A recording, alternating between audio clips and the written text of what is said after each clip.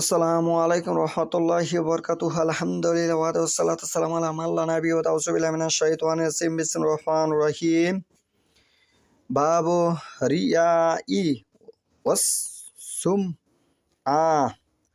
আজকের বক্তব্যের বিষয় হলো লোক দেখানো ও শোনানো ইবাদত সম্পর্কে। আমি যে হাদিসটি তেলাওয়াত করেছি সহিহুল বুখারী শরীফের ৬ নম্বর খণ্ড, পর্ব হচ্ছে ৮১, অধ্যায় হচ্ছে ৩৬, হাদিস নম্বর হচ্ছে ৬৪৯৯, হাদিস নম্বর হচ্ছে ৬৪৯৯।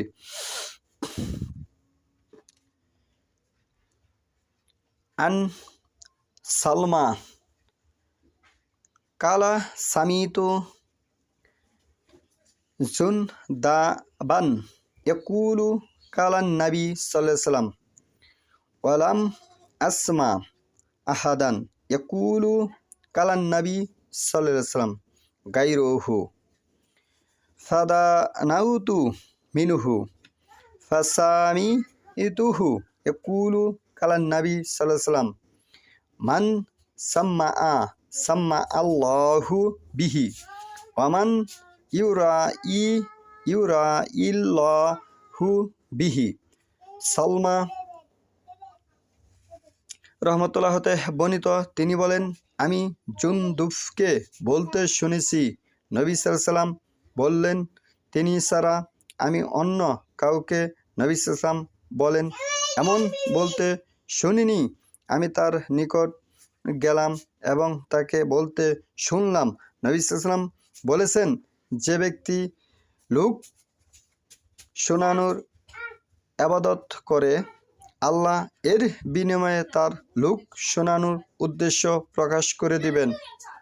বর্তমানে যদি ১৯৯৯ জন বলি, তারপরেও কম হবে লোক দেখানো ইবাদত করে থাকে বা করতেছে। এগুলি আমরা দেখতে পাই বা দেখতেছি।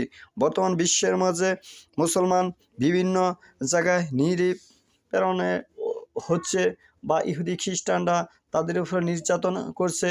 আমাদের এই ভারতবর্ষের কিছু মুসলিম, বিশেষ করে বাংলাদেশের কিছু মুসলিম, তারা বিভিন্নভাবে বিভিন্ন ইবাদত করে থাকে, কিন্তু মুসলমানের পাশে দাঁড়ানোর মতো কোনো মন মানসিকতা তাদের মাঝে আমি উদারতা দেখতে পাই না। অনেকের মাঝে এগুলি নেই। আর রাসূলুল্লাহ সাল্লাল্লাহু আলাইহি ওয়াসাল্লাম আবার বললেন, আর যে ব্যক্তি লোক দেখানো ইবাদত করবে, আল্লাহ আর এর বিনিময়ে তার লোক দেখানো উদ্দেশ্য প্রকাশ করে দেবেন। এ হাদিসের ব্যাখ্যা বিশ্লেষণে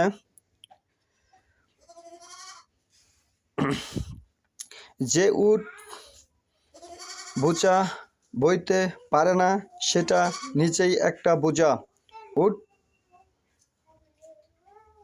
নয়, তেমনি মানুষ আজ কেবল নামে মাত্র মানুষ। শত শত মানুষের মধ্যেও মানুষের প্রকৃত গুণ বৈশিষ্ট্য খুঁজে পাওয়া যায় না। এ হাদিসের ব্যাখ্যা বিশ্লেষণ এভাবে বিদ্বানগণ করে গেছে।